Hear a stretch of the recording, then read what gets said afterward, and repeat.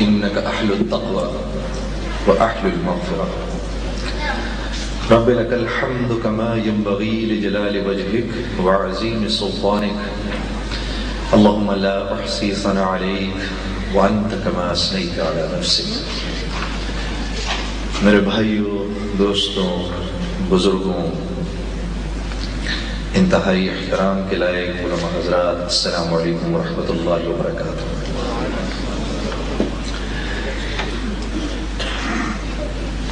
یہاں بیٹھ کے آپ حضرات کے سامنے ایک واقعہ مجھ کو یاد آ گیا۔ ایک دفعہ ایک بادشاہ نے کوئل کی آواز سنی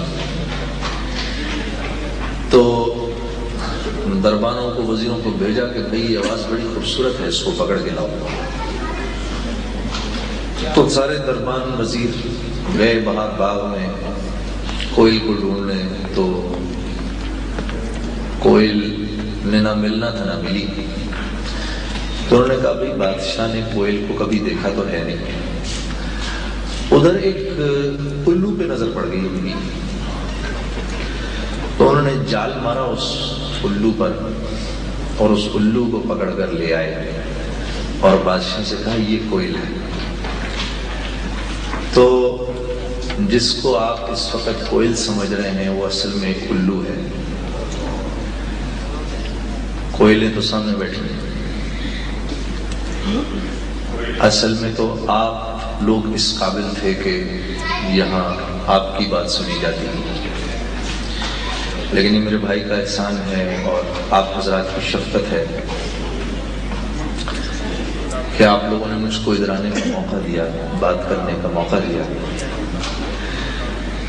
میرا علم بھی ناقص ہے اور سوچوں کی وسعتیں بھی ناقص ہیں، اس لیے میرے منہ سے اگر کوئی ایسی بات نکلے جو قابل اعتراض ہو تو آپ کو پوری اجازت ہے کہ آپ مجھے ٹوک کے سمجھا سکتے ہیں، منع کر سکتے ہیں۔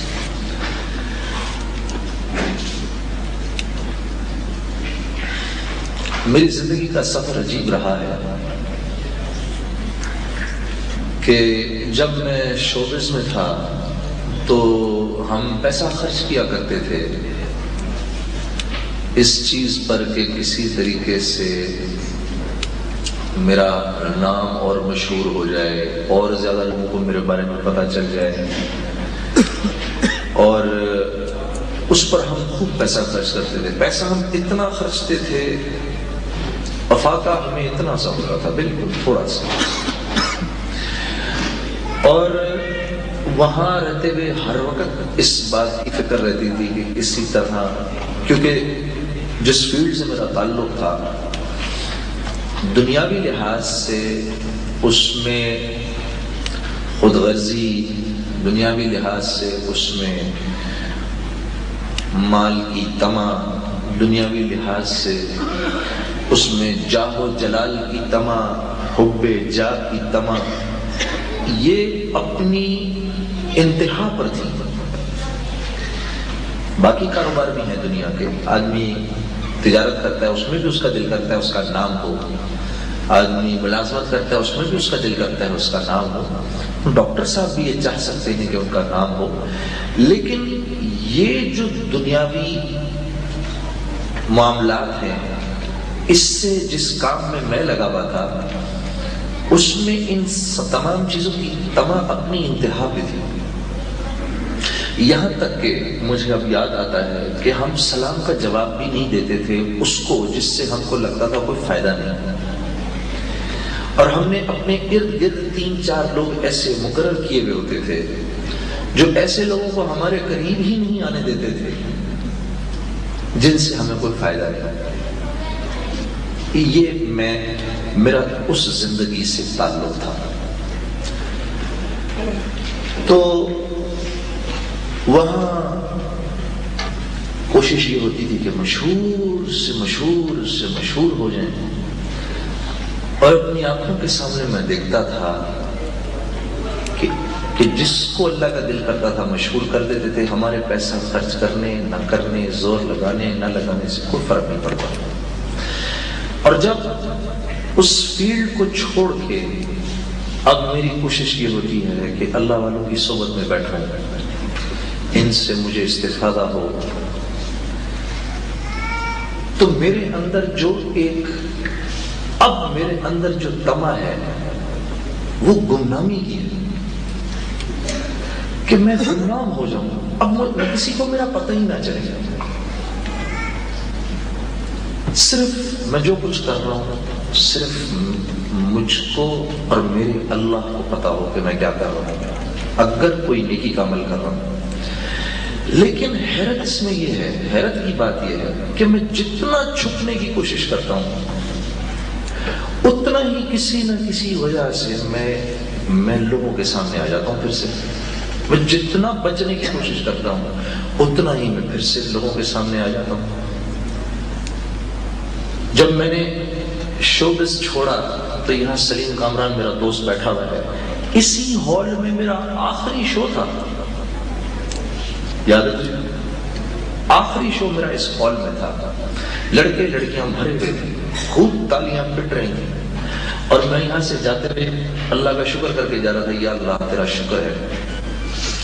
میں نے جب شوبز چھوڑا تو مجھے یہ خیال آیا کہ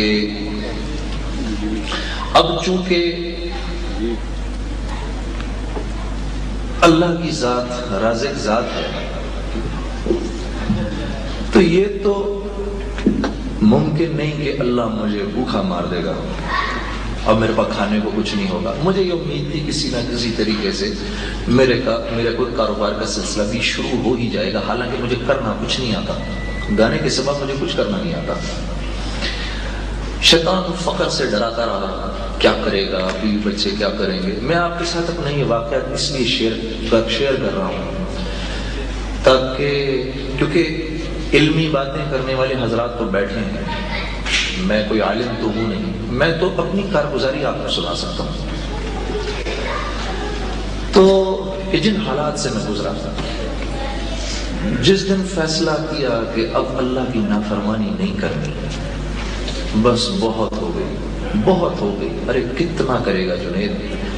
مجھے خیال آتا تھا کہ میں سنا کرتا تھا کہ اللہ کریم ہے. کریم کس کو کہتے ہیں؟ کریم اس کو کہتے ہیں جو گناہ گاروں سے الفت رکھتا ہے، محبت رکھتا ہے. اللہ کریم ہے.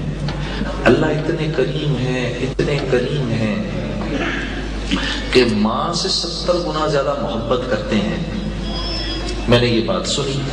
اچھا اس بات کا مطلب کیا تو سمجھ نہیں آیا کبھی.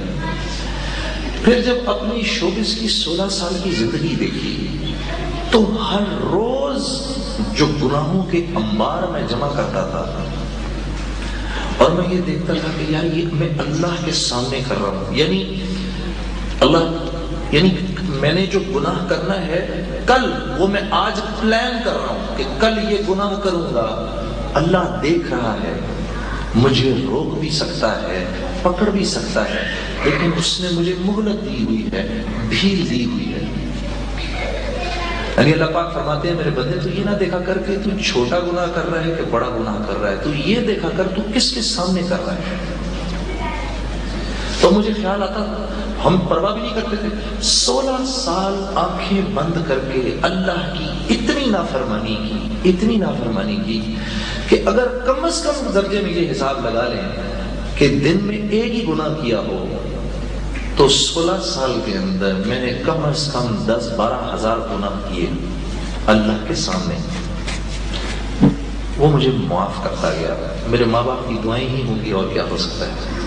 مجھے معاف کرتا گیا. ایک دن آ کے میں نے کہا جنید بس کر، خدا کے واسطے بس کر. تو یہ گناہ اکیلا نہیں کر رہا، تو کھڑا ہو کے سٹیج پہ گا رہا ہے، لیکن دیکھ یہ تیرے نبی پاک صلی اللہ علیہ وسلم کی امت کے نوجوان لڑکے اور لڑکیاں ہیں. ایک دن ایک حافظ قرآن میرے پاس آیا. حافظ قرآن، مجھے پتہ نہیں تھا یہ حافظ قرآن ہے. کلین شیو ایک لڑکا، بالکل سمارٹ ایک دم سے. مجھے آ کے کہتا ہے جنید بھائی میں نے بڑا آپ کو سنا ہے، آپ بڑا اچھا گاتے ہیں. میں نے کہا اچھا، بڑی مہربانی تیری، میں اندر سے بڑا خوش ہو گیا. آپ کو پتہ ہے